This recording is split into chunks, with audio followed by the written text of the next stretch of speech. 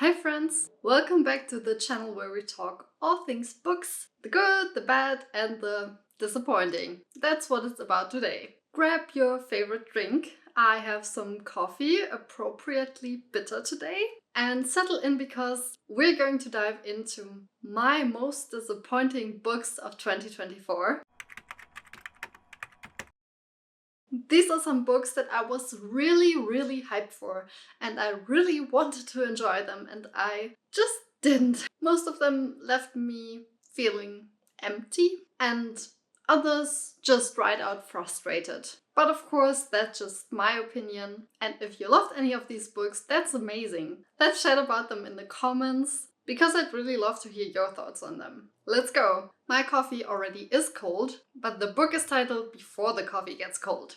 The book is by Toshikatsu Kawaguchi and it has a really interesting premise. It is about a cafe where you can time travel, but only under very specific conditions. And I mean, doesn't that sound like the coziest, most heartwarming plot to a book ever? When I went into this book, I was really expecting something thoughtful, emotional, maybe even a little magical.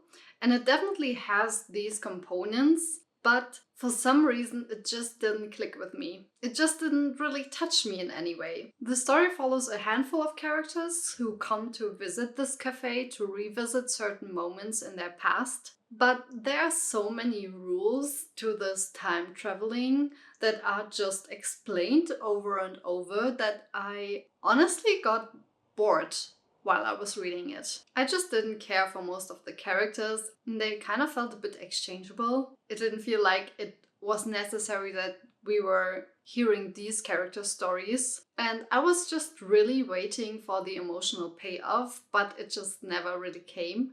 I mean, in the end, there is one scene that is a bit emotional, but for me, it didn't make up for the whole rest of the book that I just didn't feel that much. And I can definitely understand why other people love this book and maybe they just connected to the stories of the characters more. But to me it just felt very performative, the way in which these stories were told, and I don't really like it when I can feel the author manipulating me emotionally. I don't know if you understand what I mean, but if you know that an author is just writing this particular plot to have an emotional impact on the reader.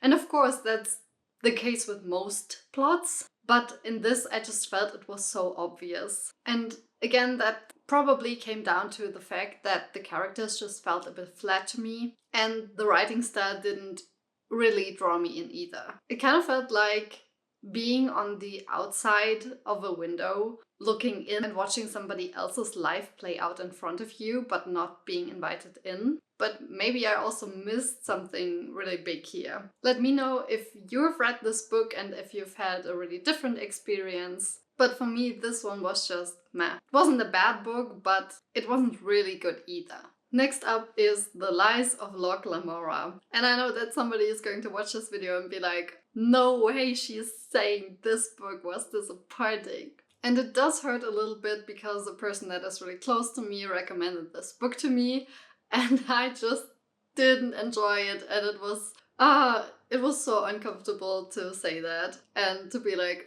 I really don't like it. And it is a fantasy heist story, so the odds were really in the favor of the book that I would like it, but it just didn't happen. It's about a group of con artists who live in a Venetian-inspired city, and the main character, Locke, is supposed to be this brilliant, charming thief, but I just honestly thought he was really annoying. And first of all, what really made me struggle with this story was the audiobook narrator. And I never say that, but this one just didn't work for me at all. The impressions the audiobook narrator made of the characters and the way he spoke and pronounced the words, it was just such a weird accent that he did that it was really frustrating to me. And something about it just felt really off. I thought that the narration didn't match any of the characters really, especially not the main character. And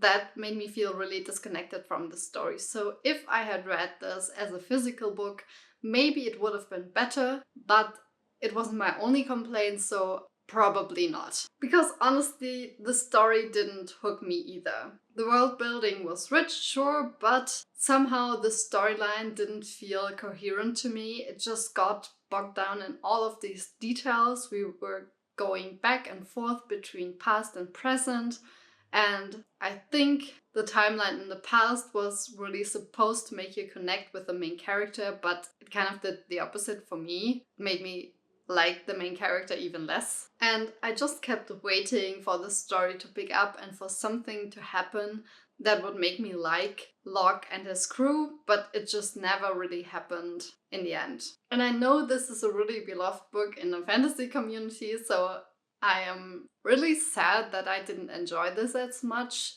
but sometimes you just can't help yourself and you have a different taste than other people, and that's okay. So this one was definitely just not for me. The third book is Untold Night and Day by Bae Swa. Where do I even start with this one? I don't even know how to explain the plot because I didn't understand the whole book. It's a Korean novel about a woman who works in a theater for the blind. She's called Ayami and we follow her through, I think, only a night and a day. But the whole book is told in a dreamlike sequence, so we never really know. It really blurs the lines between dream and reality. And usually I'm a huge fan of that, and I really enjoy surreal novels in which weird stuff happens and the storyline is maybe a little bit confusing, but this was just too much and I didn't get what the author was trying to do or where we were trying to go with this. What the message of the book was, I just didn't understand it. And I really wanted to get it, but in the end I was just sitting there thinking, what did I just read? The story is so fragmented and the characters just slip in and out, and somehow there are parallels between characters that I didn't really get. And the timeline is also very slippery. We don't really know when what happens and if it's real or not. And there wasn't this great resolution in the end. And I know it's meant to be dreamlike and abstract, but I just found it frustrating in the end because I really wanted there to be a resolution or some kind of message in the end that I would understand and then it would all make sense. And I don't mind a book that makes me think, but this one just made me feel lost. And I did enjoy the atmosphere in the book and the overall writing style, but I don't know. Maybe I just wasn't in the right headspace to read it at the time, or I just really missed the whole point of the plot. But I even tried to read the Goodreads comments to see if there was something I was missing, and they were all kind of giving their same sentiment. So I hope it's not just a me problem. And I'm really a bit sad about this because I really wanted to like this book. And switching gears a little bit, there was another book that I was really excited for, and that was The Secret Cove in Croatia by Julie Kaplan.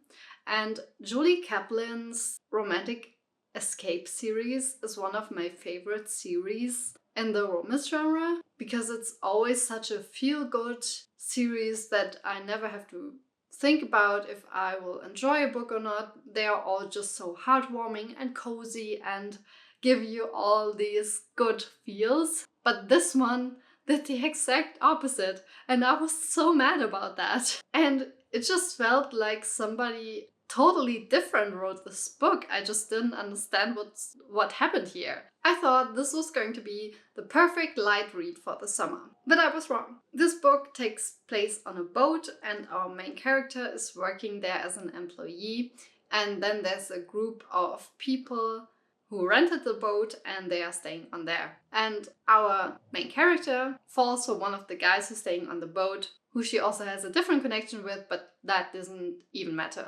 But that man has a girlfriend who is also on that boat. That is just such a no-go for me. It was so frustrating to read. And that might have worked if it was like an enemies to lovers or a YA book or a dark romance or anything in that category. But it was just a regular romance, and I just don't think it's romantic to have all of these pygmy girl vibes and they were really on the forefront of this novel. She was constantly bashing his girlfriend and just thinking about how much better she is, and it was really this storyline where two women were pitted against each other because of a man, and that is just so outdated and disgusting to me. I mean, I'm sure it happens in real life, but to me it's not a plot of a romance novel. But the thing that truly pushed this book into the nope category for me was how the mental health aspects in this book were dealt with. And especially one of the topics is that the other girl has an eating disorder. It was just so tone deaf and harmful and perpetuating the stereotypes about this. And of course, she was a model as well, and there was body shaming and kind of the idea of her helping the other woman by just trying to get her help in some way, but it didn't feel honest or compassionate or empathetic or anything. And apart from that, the other girl was just really always portrayed as the bitch and like she wasn't worth being in a relationship with because of her struggles and of course also because of the way she behaved. But I was really disappointed by the portrayal of all of this in the book, and never in my life would I have thought that this is a good plot point or a good way to make the main character more likable if you oppose her with a different girl and then make that girl look bad. There's just really zero nuance to these incredibly serious topics, and I felt like there were just stereotypes in this book. And I honestly questioned how this book went through editing, if everybody in that publishing house just thought, oh, that's a great idea, let's go with this plot. What? Did nobody ever question this? I was so disappointed because it's one of my favorite authors, as I've said.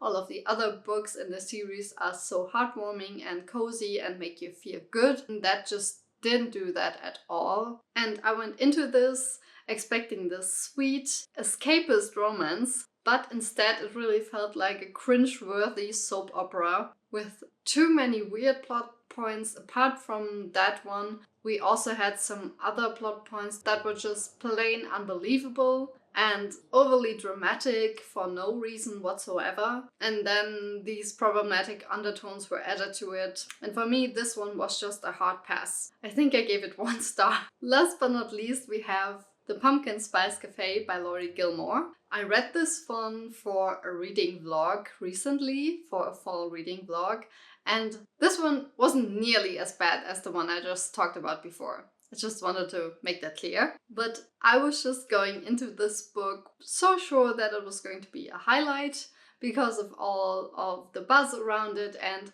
it just had the perfect ingredients for a romance for me. Cozy vibe, a small town, autumn, a cafe setting, and a romance. All of these things. So good. But in this book, it just didn't live up to all of its potential, I would say. And especially the romance to me was very underwhelming. And the thing that bothered me the most was that the main character just spends most of the book being hung up on his ex and being so affected by his past relationship that he couldn't really be open and ready for the heroine. I guess that is a very valid reason to be hesitant about being with someone or entering a relationship if you just have these trust issues. But for me, I didn't understand at what point he got over them, and I think it just always goes so quickly in romances that you just think, is he really over that? Or how did that happen so fast? I don't understand. And there are other authors that can really pull this off in their writing. For example, Emily Henry would be one that I would trust with that, and that can really depict this moment of revelation for a male hero or a female hero as well. But in this one, I just didn't feel it. And then the autumn setting also wasn't giving me what I was hoping for. You can definitely do more in that regard. And also some of the subplots were really lacking in my opinion. There's this Halloween costume contest and it was just so boring to me. and it had no relation to the main plot line whatsoever, except them meeting there, but it just felt like somebody was trying to put all of the tropes into this book without really making sure that there's a payoff. And also the cafe setting was not really as cozy as I expected. A good one for a cafe setting is, for example, The Cozy Cafe in Copenhagen by Julie Kaplan, the first one of the romantic escape series that I just trash talked. But that one is really good about the cafe setting and about this whole cozy hygge vibe, which the Pumpkin Spice Cafe didn't do for me. This one to me felt like eating a pumpkin spice muffin that looks amazing but turns out to be a little bit dry and flavorless. Just disappointing. And that's my list of disappointing reads of 2024. Of course, these are just my personal opinions, and if any of these books are your favorites, I would love to hear about why you enjoyed them and what made you like them. Reading is such a personal experience, and what doesn't work for one person might be somebody else's treasure, so you never know. And as you have gathered from my explanations and my star ratings, etc., not all of these books were disappointing in the same level or in the same way. There are definitely different levels of disappointment here, and not all of these books were bad, they just weren't for me, except for the one about Croatia. That one I would say was just plain bad. And if you've made it so far, thank you for hanging out with me today. Don't forget to like, comment and subscribe for more bookish content, and I'm doing bookmas right now, so there's still more videos coming out. Let me know in the comments what were your most disappointing reads of 2024. I hope you didn't have that many, and especially won't have many in 2025. So, see you in my next video. Happy reading! Bye!